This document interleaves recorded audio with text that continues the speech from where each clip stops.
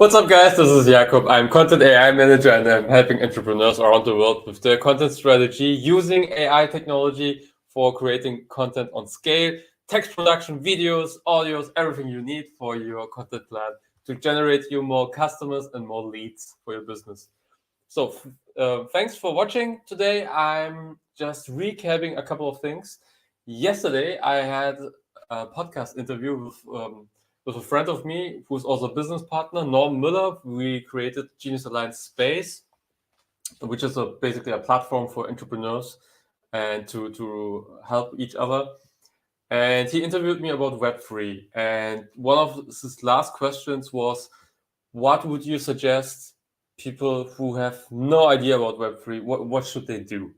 And I thought this is a very good question for people who didn't start yet, but thinking about, this Web3 thing, it's interesting, but I don't know what to do actually in my business to get started, to bring the ball into the game. So I want to share a couple of ideas today with you so that you can start. But first of all, why is it important? Why is Web3 such a thing? I mean, there's a lot of buzz around, there's a lot of hype, and with Web3, there are different keywords popping up in people's heads, like metaverse and cryptocurrency, Bitcoin, and all these kind of things, DAO.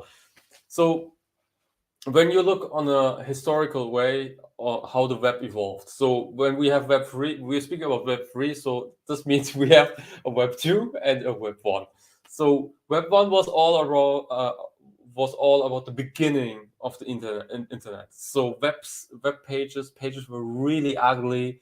It was a one-way communication. So basically, in these old phone books where you have the name of the company, phone number, and address. Basically, this was just copy-pasted onto websites. That was basically Web1. So there was no interaction, no engagement or things like that. So that it was very hard also that people find your website. Oftentimes they didn't know your website address, so they couldn't find you. So this is all Web1. This was the beginning, and that's okay to be not that professional in these days, but everything evolves from there. Web2 is all about social media. So Facebook, that's the time when Facebook grew, today Meta, but then Facebook, and all different kind of social media platforms evolved. That's the time when Instagram evolved. Also, when you look how these days TikTok is performing, and all different kinds of platforms. And basically what Web2 is all about communication. So Facebook groups where people can interact, where engagement, where people can like and share your posts.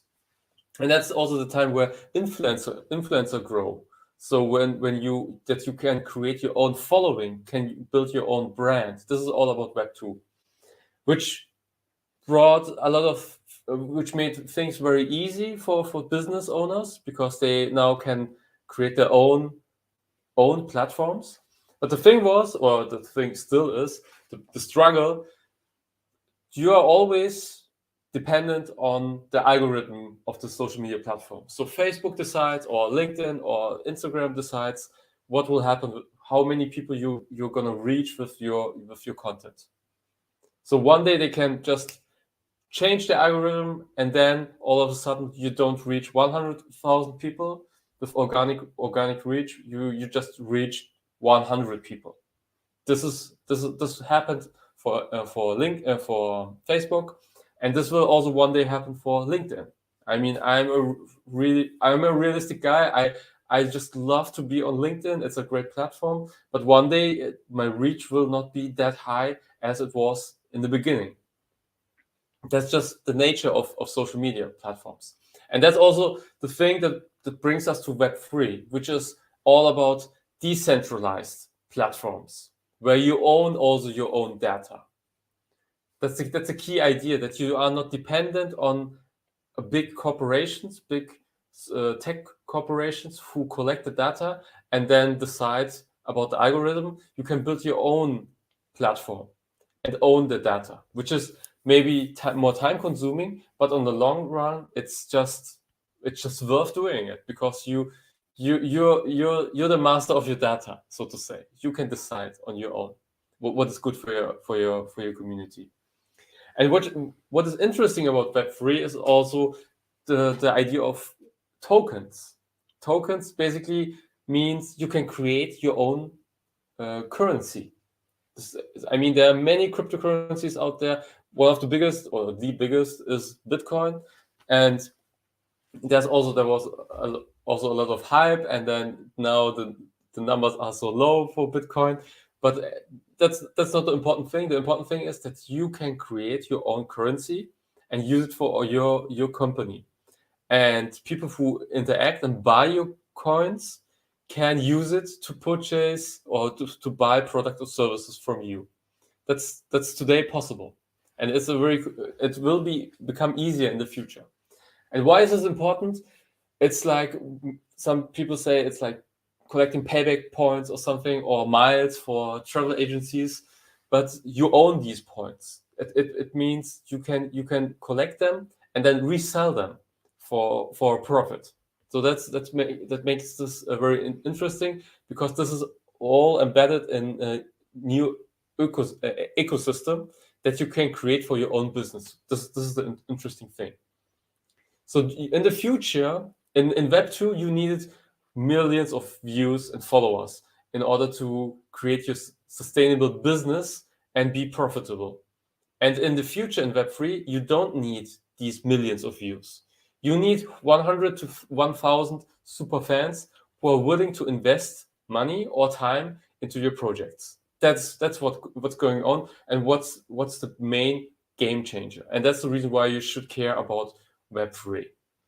Okay, that was a very long intro about Web 3. And the thing is, we don't know how this will evolve. So we don't know. I'm just very curious about how things will evolve. And that's the reason why I'm doing this. And there's also things coming up related to coin economy. But that I will speak about that one later on. So I want to share 3 basic ideas that you can do in order to get Web3 ready, so to say. So the first one is be on Discord.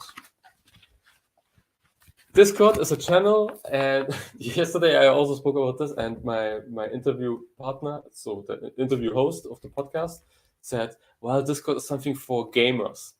And yeah, I think there are many gamers, but you can choose in which community you want to be. So Discord is something like another social platform, but there are many people who are in the crypto space, who are in the NFT space, who own NFTs, who create their own coins. So all Web3 related topics, you can find people there. Okay, there are many discussions and people are helping each other. And honestly, I'm still figuring out this Discord thing, because it's so confusing sometimes. I know, I get it. And I'm still sometimes struggling. So I mean, it's mobile first. So sometimes I struggle how to answer things or how to find things, but I will figure it out. I just trust this. And you have to trust yourself that you will figure it out. I trust you also. So just go download the Discord app and participate on communities that are already in Web3. Maybe there are companies in your niche who are already creating their Web3 project. Just participate and ask questions and read and try to be part of it. That would be my first suggestion. So go to Discord and so download the app and just try to find a company who's within the Web3 who launched their own Web3 project and participate on this group. You can just join them, like joining a Facebook group, basically. That's the thing.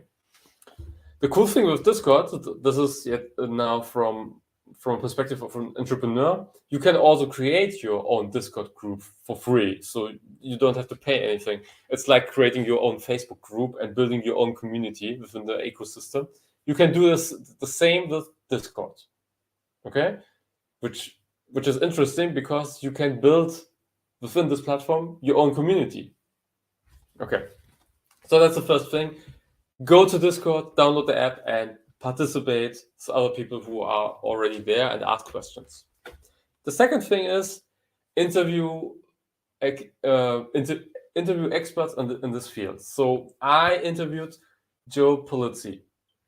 And Joe Polizzi is the founder of the Content Marketing Institute, and he made a successful exit from this company. And he started a new company, The Tilt, which is a Web3 based company. And he created his own coin, the Tilt coin, and started basically this Web3 project. I interviewed him I have a live show where I speak with Web3 experts. I interviewed him, and it was for me an eye opener. I mean, I learned so much from this 60-minute conversation with him, because he already has some results. He's since the Tilt is since 1 year or something, launched with the coin, and he has this experience and he can share it. And honestly, he's also fully transparent and says, well, we don't know how this will evolve, but I want to be in the game, which was cool, because it showed me, okay, you don't have to be perfectly prepared. You just have to start. That's the important thing. So interview people who maybe in your niche or in your vertical or in your industry already created Web3 projects. Ask them, how did you do this? What's the software that you're using? In my case, for example, I asked them, but no, I didn't ask him. I researched it already. So what's the software behind it? So how do you create the coin? Do you have blockchain experts or something? No, he is using a software, using a service called Rally, and Rally is basically in charge of all the onboarding process. And that was cool, and I learned a lot in this interview. So interview other people who are in this field already. Maybe you can start your own live channel and interview people. Maybe. Okay, that's the second advice. And the third advice would be create your e-wallet. Create your e-wallet. Why? Because cryptocurrency, even there is a lot of hype and people say, well, this is not real money and you can't trust them and things like that.